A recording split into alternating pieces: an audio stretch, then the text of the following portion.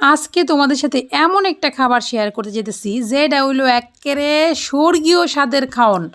সব খাওয়ানই তো আমরা খাই, কিন্তু এই খাওনটা যে এত স্বাদ এত স্বাদ এত স্বাদ কি আর কইতাম। যদি একবার বানায়া খাও তে এই ময়ূসিংহের আফার কথা জিন্দেগিতে বলতা না, বুঝছো?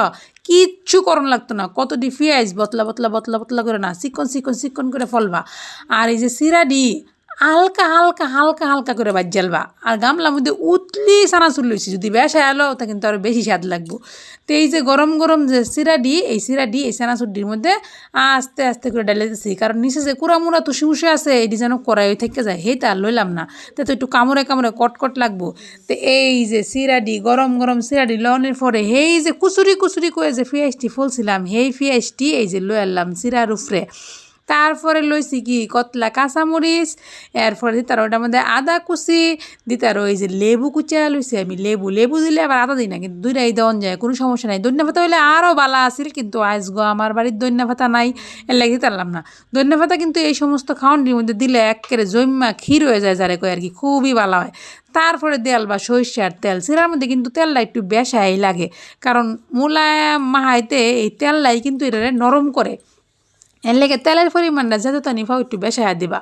তো এই যে তেল দিয়া এইবার স্বাদ মতো লবণটা নাকি দিয়া যেই সময় চটকান মটকানটা দেওয়া শুরু করলাম, কি যে মুচমুচ্চা মুচমুচ্চা আওয়াজ হইতাছে, কি আর কইতাম।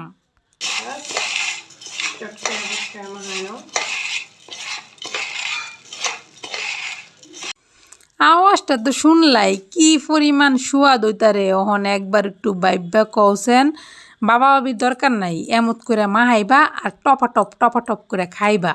চায়ের সঙ্গে যদি এরকম একটা থাকে তেলে আর কি লাগে, আর কি চাই, কি এর সিঙ্গারা সমাচার বুঝলে যাও এটার কথা। খালি লইবা এরকম করে চিরা বাজায়, হরেক দিন হরেক খাওন, কোনো ঝামেলা নাই, কোনো তেলে বাজন নাই, কিচ্ছু নাই, খালি মাহাইবা আর গফারে গফ করে খেয়ালবা। যদি চানাচুরের পরিমাণটা আটটু বাড়ায় দাও সোয়াদটা কিন্তু তাহলে আর একটু বেশি লাগবো। আর লগে কয়টা কুচায়া কুচায়া ধনিয়া পাতা দিবা, একটু আদা দিবা, সব কিছু দিয়ে সংমিশ্রণের ফলে এত স্বাদ। আর সবচেয়ে ভাল লাগতো এর লগে যদি একেবারে উফরে দেওয়া সরফরা একটা দুধ চা হয়, একদম দারুণ দারুণ দারুণ স্বাদের খাওয়ানো হয়ে যাইব। তো যাই হোক, আমি কিন্তু মাঝে মধ্যে এই খাওনটা কইরা নিজে আর ফুলাফুরিরে লইয়া খাই। তো আজগো কিনলে জানি মনে হইলো যে বৃষ্টির দিন যদি হয় তাতে কোনো কথাই নাই, এর লেগে ভাবলাম বন্ধু বান্ধবী যারা আছে হেরার লগে একটু শেয়ার করে লাই, এত মজার খাওনটা, বুঝছো না? তো যাই হোক, গরম গরম এই খাওন খাইবা। আর এই টুকুসে হাতের ফাঁক দিয়া এই যে আমার চ্যানেলটা ওখানে যারা সাবস্ক্রাইব করছো না তারা একটু সাবস্ক্রাইব করে এলবা। আর বুঝিরা যারা আমার ফেসে দেখতেছো হ্যাঁ আমার ফেসটা টুকুসে একটু ফলো করে দিও। এইটাই আর কি তোমার কাছে চাওন। আজকের মতো জায়গা, ঠিক আছে, টাটা, বাই বাই।